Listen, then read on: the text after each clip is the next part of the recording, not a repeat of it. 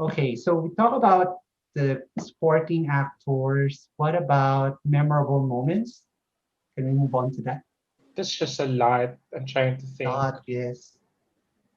I think this year they brought the producers, the directors, the actors. They brought a lot of flavor. So there, we've seen weddings, we've seen dates, first kiss, first bed scene, um, prom dance, song performances, a rap. No, I think the three that I could think of is one. Um, if you remember the overpass scene in Ortiga Center in Game Boys, it's the first Yeah. time seeing Yeah, face to face in person.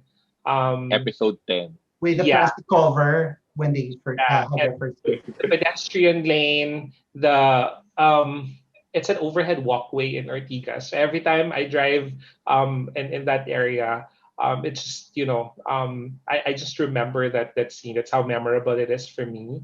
Uh, the prom dance from Gaya sa Pelikula is something that's very very Cinematic. special to me. Yeah, very I cinematic. think because of I think overall the dance, the music, um, they were all pieced together very well. But you just go back to experience, and you'll always have something that either give you or that gives you some memories of your own personal experiences that you somehow relate to that scene.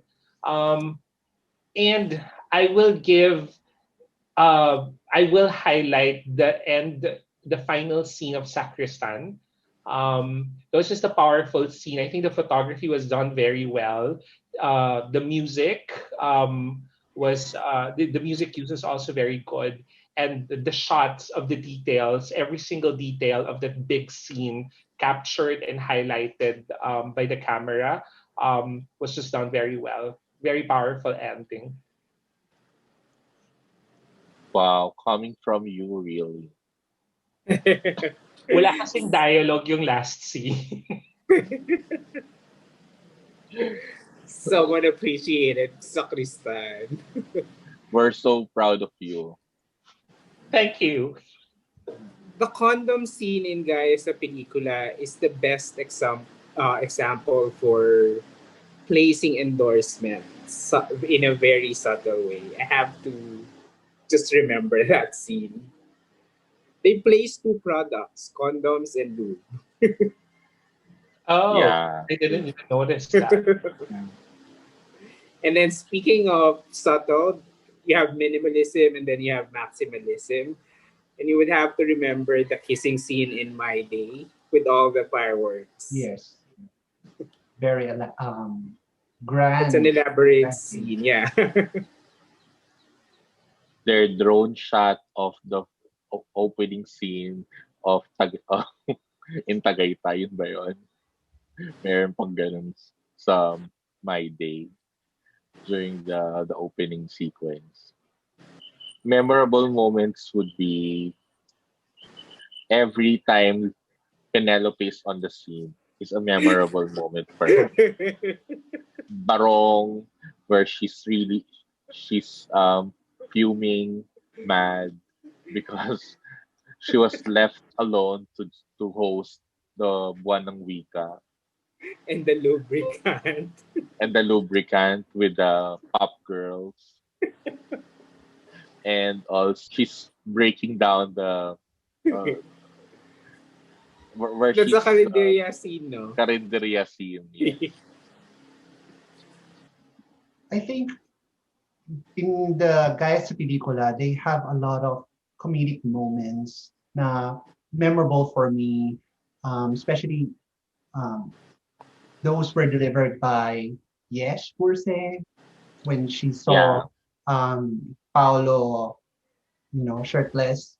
And then the moment when Paolo and Ian were on the couch while Ian was shirtless and still dripping from fresh from his shower. The Chris Aquino parody in the Yeah. staircase, on the staircase, with Paulo and Ian, right? Sumisigaw siya. I think are the scenes in Gaya sa Pelikula funny is because I feel a lot of them were ad libs. That that just made it an ordinary conversation um, funny in the eyes of the viewers. From funny moments, let's go to the sad moments. And whenever I see Kokoy crying, it's just like breaks my heart from seeing him na super happy boyfriend, and then he's gonna cry because his heart's broken. That's really like moving for me. And one of the moments he had was his big fight with Cairo. So Gabriel and Cairo, because Cairo was moving to Bukidnon. So and that was powerful and memorable for me. I think what makes Game Boys quite special is that apart from the story between Gabriel and Cairo, each of them had their sub stories also. So they have their own struggles, they had their own conflicts, they had their own uh, other things going on in their lives, like Gabriel's story about his grandmother, Kyra's story about the passing away, or the illness of the father, being infected with COVID and then eventual passing away. G mentioned about the coming out to the mom, and so those other stories I think brought you know um made their characters whole, and you have a deeper understanding of their characters, why they behave the way they behave, why they talk the way they talk, why they think the way they think.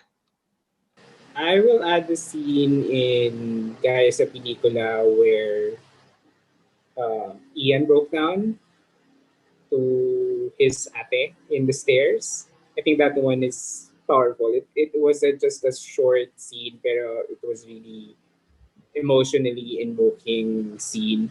And then I would also add the one with Clifford in Sakristan, the breakup scene. It was just pure innocent breakup. Like it's like just like your first breakup. You can relate to it. I watched the Uh, scene over and over because I couldn't get over it.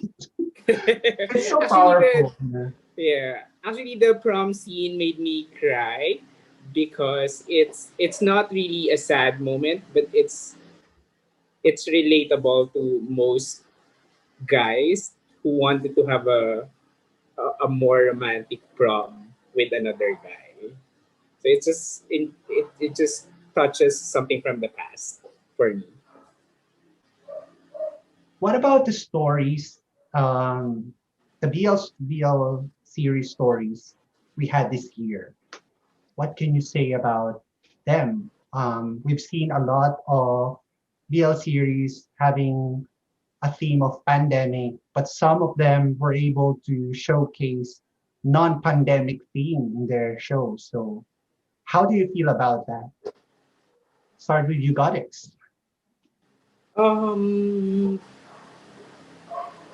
as a general, I think as a general theme, pandemic was overly used this 2020. It was effective because people can relate to most stories like boys lockdown. Who would have thought that you will find a love interest during lockdown? Game Boys. Um, you find other ways to connect to other people, and they've they've used gaming, they've used social media. It shows that even when everyone's stuck at home, you can still connect to other people, fall in love, make friends, make new friends, and continue living. I think that in web series they're not very long. An episode is what, 20 minutes, 30 minutes, and usually they're what, 8, 10. The longest I think is a 13 episodes for Game Boys. So within that short time, what's important for me is that you tell a story that's complete. A story that's complete, and the characters that are well written, characters that are well the characters are well built. And so for me, I think that's Game Boys and Gaya sa Pelikula were those that stood out in terms of story and script, because even if they're not, even if it's like Gaya sa Pelikula is very short, I mean, but it's complete. For me, it's complete. And their characters, even if it revolved in a lockdown, obviously it's not a lockdown story, but the filming just was limited to a lockdown scenario, which is they stayed in the apartment. Even with those limitations, I think the characters were fully built, and the story. The other producers who gave us BLs that are not lockdown related should be commended because being courageous, being able to tell a story, like My Day, Sacristan, My Extraordinary is also not Lockdown version. lockdown related, right? Yes. Um, they were able to make the most of out of what the limitations that they have.